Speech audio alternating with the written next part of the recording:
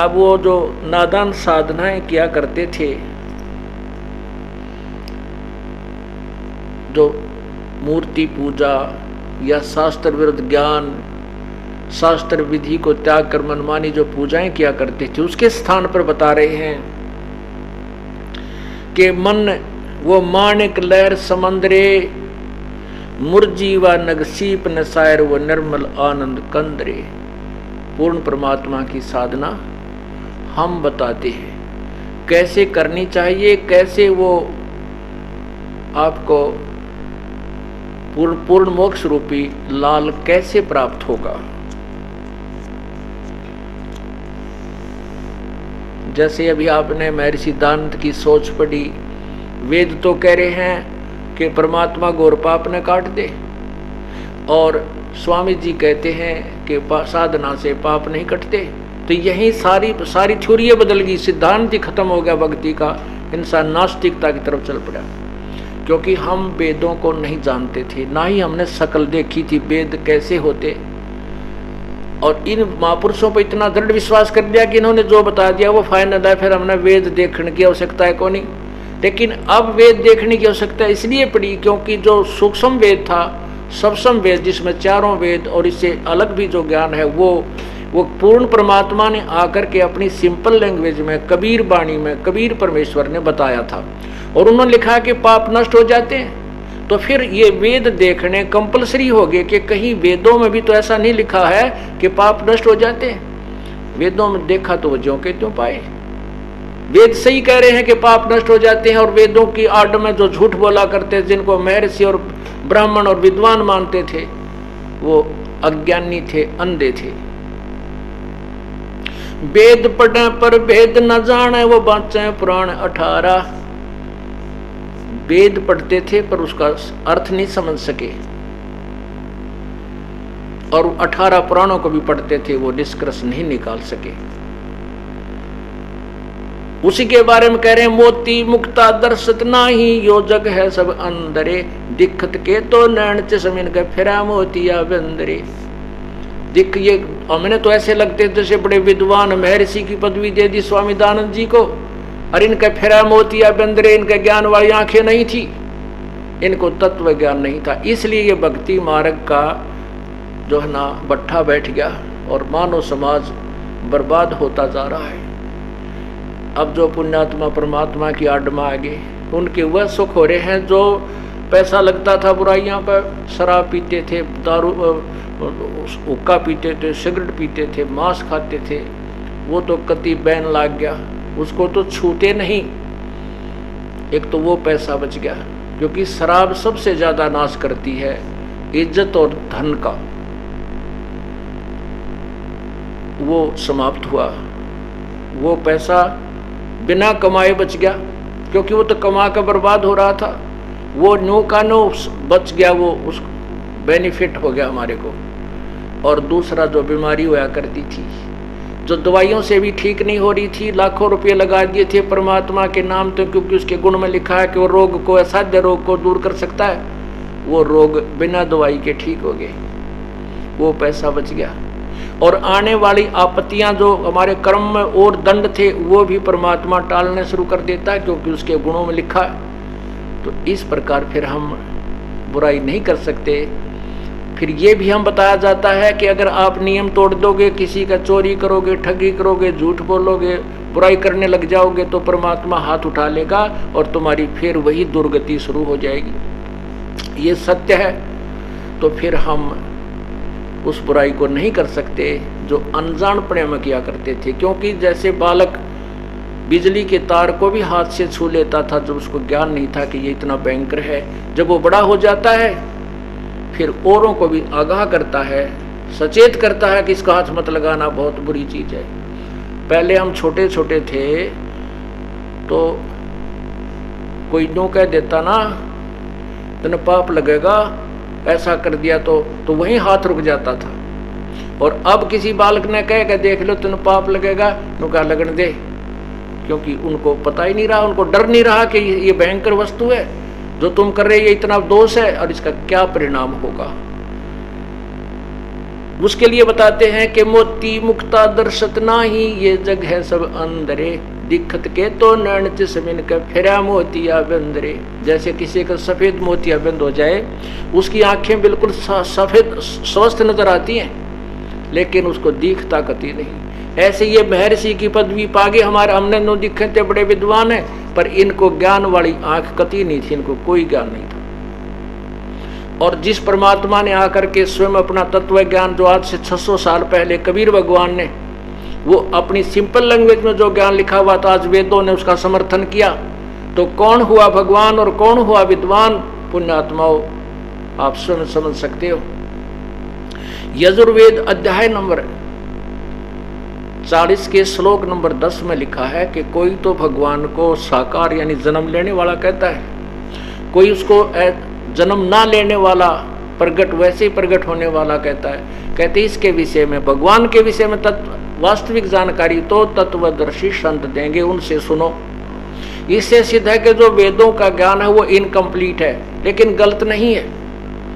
जैसे 10वीं तक का सिलेबस है वो 10वीं तक का ही होता है, उसमें लिखा होता है कि ये ज्ञान आगे किसी उच्च क्लासेज में पढ़ो, वो टीचर अलग होते हैं। तो तत्वदर्शी संत ना मिलने से, तो उसमें आगे लिखा है 40 में, यजुर्वेद अध्याय नंबर 40 के श्लोक 13 में लिखा है, कोई तो अविद्वान कहता है जिसको अक्षर ज्ञान नहीं, जो अनपढ़ है, जो अशिक्षित है, उसको अविद्वान कहते हैं। और कोई जिसको अक्षर ज्ञान है किसी एक लैंग्वेज का, उसको विद्वान कहते हैं। नहीं, कहते हैं अविद्वान और विद्वान की परिभाषा भी वो तत्वदर्शी संत बताएगा कौन विद्वान है। केवल एक अक्षर ज्ञान, एक भाषा के ज्ञान से विद्वान नहीं बन जाता। वो तत्वदर्शी संत से पूछो, वो बताओगा विद्वान और अविद्वान कौन है। पुण्यात्माओं, जैसे महर्षि दानव एक संस्कृत भाषा जाने थे, अंग्रेजी नहीं आती, वो अविद्वान था अंग्रेजी में। आज किसी को एक भाषा आती है और दूसरी भाषा में अविद्वान है। और पूर्ण परमात्मा की वाणी में देखिए, उसमें सब भाषाओं का ज्ञान है, अंग्रेजी, हिंदी, उर्दू, फारसी, गुजराती, मराठी, हरियाणवी, सारा कुछ उनमें, वो सब भाषाओं के जानने वाले महाविद्वान। इसलिए यजुर्वेद अध्याय नंबर 8 के श्लोक नंबर 40 के श्लोक नंबर 8 में लिखा है, कबीर मनीषी, वो कबीर परमात्मा महाविद्वान, सारी सृष्टि सब ज्ञान से परिचित है।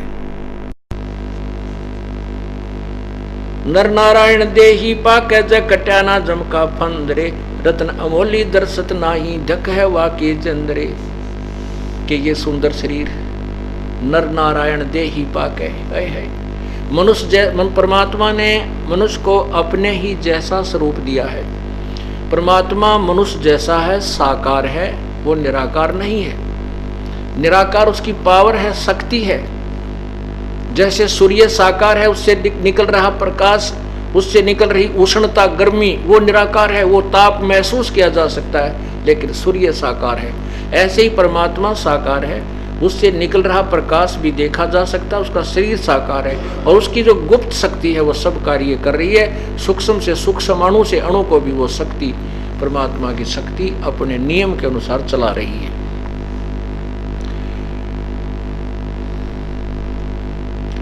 नर नारायण देही पाके जय कट्याना जमका फंदरे। इतना सुंदर शरीर मिलने के बाद भी आप सत भक्ति नहीं करते, बुराइयां नहीं छोड़ते, और पूर्ण परमात्मा की शरण ग्रहण नहीं करते, और भक्ति करके अपना पीछा नहीं छुटवाते।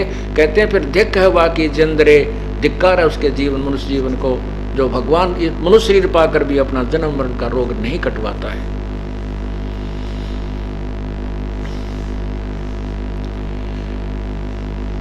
इंद्री कर्म न लगे लगारम, जो भजन करे निर्द्वंदरे। गरीब दास जो कीर्ति होगी, जब तक सूरज चंद्रे। अब जिन महापुरुषों ने भगवान पाया और सच्ची साधना की, जैसे भगतमती मीराबाई, अपना कर्म बनागी, अपना पीछा छुटवागी, और हमारे लिए उदाहरण, हम उनके गुणगान गावें, उस बहन के सदा गुण गाए जाएंगे, जो भगत समाज उनके गुण गाया करेगा। जैसे आदरणीय नानक साहिब जी, आदरणीय गरीबदास साहिब जी, आदरणीय दादू साहिब जी, जो भी परमात्मा को प्राप्त महापुरुष हो गए हैं, वो अपना काम बनागे, अपनी मोक्ष करागे, और हमारे लिए गुण गाने के लिए उनके जो है ना अपनी याद छोड़ गए। तो यहाँ कहते हैं इंद्री कर्म ना लगे लगारम जो भजन करे नरदुंदरे, गरीबदास जग कीर्ति होगी जब लग सूरज चंद्रे। इन महापुरुषों की जब लगे सूरज और चांद रहेंगे तब तक कहते हैं इनकी महिमा गाई जाया करेगी, जैसे ध्रुव और प्रहलाद की गाई जा रही है। तो पुण्यात्मा वही आत्मा आप हैं और हम हैं, लेकिन हमें दिशा ठीक ना मिली, हमें मार्ग ठीक नहीं मिला, इसलिए हम बुराइयों में या दूसरी साधनाओं में लगे रहे। अब हम उन बुराइयों को छोड़कर गलत साधनाओं को त्याग कर सच्चे मार्ग पर लग जाएंगे। हम भी वही आत्मा है और वही हमारी चाह है, हम भी उस परमात्मा को अवश्य पाएंगे, क्योंकि हमें मार्ग ना मिला था, हमें रास्ता ठीक नहीं मिला था, हम वन में भटक रहे थे, कोई इधर भाग रहा था कोई इधर भाग रहा था। अब हमें दिशा ठीक मिल गई है, अपने मंजिल की तरफ जाने का रास्ता साफ हो गया, तो जो जितने कदम उसकी ओर रखेगा वो मंजिल की ओर ही होंगे। ये अलग बात है कि हम कितना शीघ्र चलते हैं, कितना सफर तय करते हैं, उतना ही हमारे लिए निकट मंजिल होती चली जाएगी। मन मान सरोवर मेल रे, बहु सागर से पार उतारा, वो अगोचर खेल रे। श्रवण बिना शब्द एक सुनिए, परखो ताही बलेल रे। गगन मंडल में जान धरो, जा दीपक है बिन तेल रे। चारों युग में हम पुकारे, कूक कहा हम हेल रे। हीरे मोती माणक बरसे, यो जग सुगता ढेल रे। 5-25 3 पर तकिया, यो मन सुन सकेल रे। वृंदावन ले बुद्धि का बांधो, भजन भोजल लोग नौका पेल रे। बारू कैसी गांठ गांठ बंधी है, नर समझो मूड बलेल रे। लखी करोड़ी भये जगत में, संग ना चाला देल रे। अस्ति घोड़े अर्थ पाल की, ताजी घाल हमेल रे। सूरे होकर शीस कटावे, लावत है तन से सेल रे। एक पुन्नी एक पापी आया, एक है सुमद लेल रे। गरीबदास एक सतनाम भजन बिन, सब ही जम की जेल रे। अब इसमें क्या बताना चाहा है कि चारों युग में हम पुकारे, कूक कहा हम हेल रे। हीरे मोती माणक बरसे, यो जग चुगता ढेल रे। ढेल माने डले। चारों युग में पूर्ण परमात्मा कबीर भगवान आए हैं। सतयुग में सत्सुकृत नाम से, त्रेता में मुनिंदर नाम से, द्वापर में करुणामय नाम से और कलयुग में वो कबीर नाम से आए थे। उस समय उन्होंने यही यथार्थ साधना बताई थी जो दास आपके समक्ष प्रमाणित कर रहा है, और वेदों और गीताओं से उसका प्रमाण समर्थन दे रहा है कि वेदों में भी ऐसा लिखा जो 600 साल पहले लिखी उस साधारण वाणी में लिखा था। वही परमात्मा बता रहे हैं कि चारों युग में हम पुकारे, कूक कहा हम हेल रे। हमने आवाज लगा लगा रुक के मार मार के कहा कि हीरे माणिक मोती बरसे, यो जग चुगता ढेल रे। कि तुम शास्त्र विरुद्ध साधना रूपी और पूर्ण परमात्मा की भक्ति ना करने करके ये डले के इकट्ठे कर रहे हो, तुम हीरे मोती और लाल को छोड़ चुके हो। सत साधना पूर्ण परमात्मा की नहीं करके आप दुख इकट्ठे कर रहे हो, डले ढो रहे हो, अर्थात यथार्थ धन भक्ति का नहीं प्राप्त कर रहे हो। फिर कहते हैं एक पुण्य एक पापी आया, एक है सोम दलेल रे। गरीबदास एक सतनाम भजन बिन, सच्चे भक्ति सच्चे नाम के जाप बिना सब ही काल की जेल रे। एक शास्त्र एक पुण्यात्मा कहता है कि एक तरफ तो आप कहते हो भी जैसी भी कोई साधना भक्ति करता है उसका फल भगवान अवश्य देता है, चाहे बुरा कर रहा है चाहे अच्छा कर रहा है। एक तरफ का आप कह रहे हो कि वो साधना व्यर्थ है, उसका कोई लाभ नहीं। हाँ, इसमें समझने का अंतर है। जैसे आपने कोई भी पुण्य कर रहा है, मन मर्जी से कर रहा है। जैसे पुण्यात्मा ऐसी बहुत हैं, भाई पक्षियों को दाने डाल रही हैं, अच्छी बात है। कुत्तों को रोटी डाल देते हैं, बहुत अच्छी बात है। प्याऊ खुलवा रखी है, बहुत अच्छी बात है। और भी पशु पक्षियों को चारा डालते हैं, बहुत अच्छी बात है। लेकिन ये साधना केवल इससे काम नहीं चलेगा। क्या बताते हैं, जिन हर जैसा सुमरिया ताको तैसा लाभ, ओसा प्यास न भागे ही जब लग दसे नी आब। जो साधना आप कर रहे हो इनका पुण्य, इनका फल मिलेगा, लेकिन मोक्ष नहीं है। मोक्ष नहीं हो सकता, जन्म मृत्यु नहीं टल सकती, और आपको मनुष्य शरीर भी प्राप्त नहीं हो सकता। अब जैसे बहुत से पुण्यात्मा हैं, भंडारा करते हैं, तीर्थों पर चले जाते हैं, वह भंडारा करते हैं, हजारों लोगों को जमा देते हैं, खाना खिला देते हैं, पक्षियों को भी दाना डालते हैं, वो तो अच्छी बात है, लेकिन वो शास्त्र विरुद्ध साधना है, मनमाना आचरण है। और मनमाना आचरण गीता जी के अध्याय नंबर 16 के श्लोक 23 में स्पष्ट किया है कि जो शास्त्र विधि को त्याग कर जो मनमाना आचरण करते हैं, अपनी स्वेच्छा से जो साधनाएं करते हैं, उनकी ना मोक्ष होता है, ना गति होती है, ना सुख होता है, ना उनको कोई कार्य सिद्ध, ना उनकी कोई सिद्धि प्राप्त होती है, व्यर्थ है। अब जैसे आपने कई कुत्ते देखे होंगे, कार में बैठे हैं, मनुष्य ड्राइवर है और कुत्ता मालिक की सीट पर विराजमान है, और बड़ा सुंदर शरीर है और चला जा रहा है। फिर वहाँ जहाँ वो रहता है उसका रेजिडेंस देखा, कुत्ते का अलग से कमरा है, उसमें कूलर लगा हुआ है, 2-3 बार हफ्ते में, महीने में 2-3 बार वेटरनरी सर्जन अर्थात पशु डंगर डॉक्टर उसको चेक करने आता है, उसको बहुत सुंदर आहार दिया जाता है, दिन में 2-2 बार उसको साबुन से नहलाने वाला नौकर है। अब उस कुत्ते वाली आत्मा ने पहले कभी किसी जन्म में जब वो मनुष्य था उसने पुण्य किए, उसको किया हुआ फल तो मिल गया, लेकिन मनुष्य शरीर नहीं मिला उसको। और जो उसने पुण्य किए थे, दान किए थे, धर्म किया था, वो तो मिल गया, क्योंकि एक मनुष्य को, जनसाधारण को, अच्छे व्यक्ति को भी वो सुविधा उपलब्ध नहीं जो उस कुत्ते वाली आत्मा को उपलब्ध है। उसने पिछले जन्म में जो पुण्य किया था वो भगवान ने कुत्ते वाले जीवन में सारा दे दिया। लेकिन वो यदि संत की शरण में आ जाता और सत्साथ यही दान पुण्य करता जो संत बताता, उस नादान को मनुष्य तो जन्म मिलता है, और मनुष्य जन्म में वो कार भी मिलती, कोठी भी मिलती, कूलर भी मिलते, और सारी फैसिलिटी मेडिकल सुविधाएं भी प्राप्त होती, और मनुष्य जीवन में कभी ना कभी कोई संत भी मिल जाता ताकि आगे की भक्ति शुरुआत करा देता। अब वो कुत्ते वाले जीवन में पिछले पुण्य खत्म करके फिर सूर बनेगा, पता सूर को क्या सुविधा होगी, और फिर पता नहीं किन किन योनियों में जाएगा।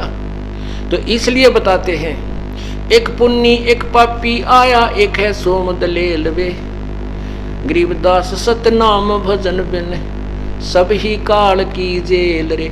अब जिसने पुण्य किए हैं वो पुण्यों का फल मिल गया, और जिसने वैसे ही अपना साधना की है, वेदों केवल ब्रह्म तक की या किसी अन्य स्वर्ग प्राप्ति की यज्ञ की है, वो स्वर्ग में चला गया। पुण्य वहां स्वर्ग में पुण्य समाप्त करके फिर 84 लाख योनियों में आ गया।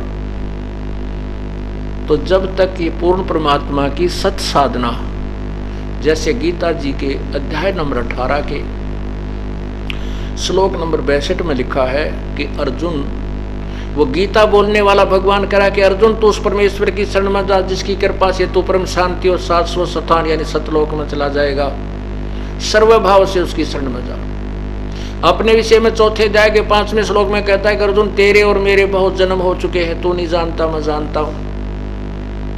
इससे सिद्ध है कि गीता ज्ञान दाता स्वयं जन्म मृत्यु के रोग से ग्रस्त है, वो पूर्ण मुक्त नहीं है। वो किसी और भगवान की तरफ संकेत कर रहा है कि उसकी शरण में जा, उसकी कृपा से तू परम शांति यानी तेरी सदा के लिए जन्म मृत्यु समाप्त हो जाएगी। 15वें अध्याय के गीता जी के चौथे श्लोक में कहा कि जब तुझे तत्वदर्शी संत मिल जाए, उससे तत्व ज्ञान सुनने के पश्चात उसके द्वारा बताए गए साथ विधि के से फिर उस परम पिता, उस परमेश्वर के परम पद की खोज करनी चाहिए, जहां जाने के बाद फिर साधक पुनः लौटकर संसार में नहीं आते। और जिस परमात्मा ने सारे ब्रह्मांडों की रचना की है, वो गीता ज्ञान दाता से कोई और है, क्योंकि गीता ज्ञान बोलने वाला तो कह ही रहा है और खुद कह रहा है कि मैं भी उसी की शरण में हूं। अपनी साधना के विषय में बताता 8वें अध्याय के 13वें श्लोक में कि मेरा तो एक ओम मंत्र है जो इसका अंतिम श्वास तक जाप करता मेरे को प्राप्त होता है। और उस परमात्मा को 8वें अध्याय के 8, 9, 10, 3 श्लोक में स्पष्ट किया है कि उस परमात्मा की साधना करता उसको प्राप्त होता है। उसके पाने के लिए 17वें अध्याय के 23वें श्लोक में लिखा है कि ओम तत्सत, ये 3 मंत्र का जाप उस परम पिता के पाने का, उसी के लिए संकेत किया जाता है। कि चारों युग में हम पुकारे को कहा हम हेल रे, ये हीरे माणिक मोती बरसे यो जग चुभता ढेल रे। बोलो सतगुरुदेव की, बोलो सतगुरुदेव की जय हो।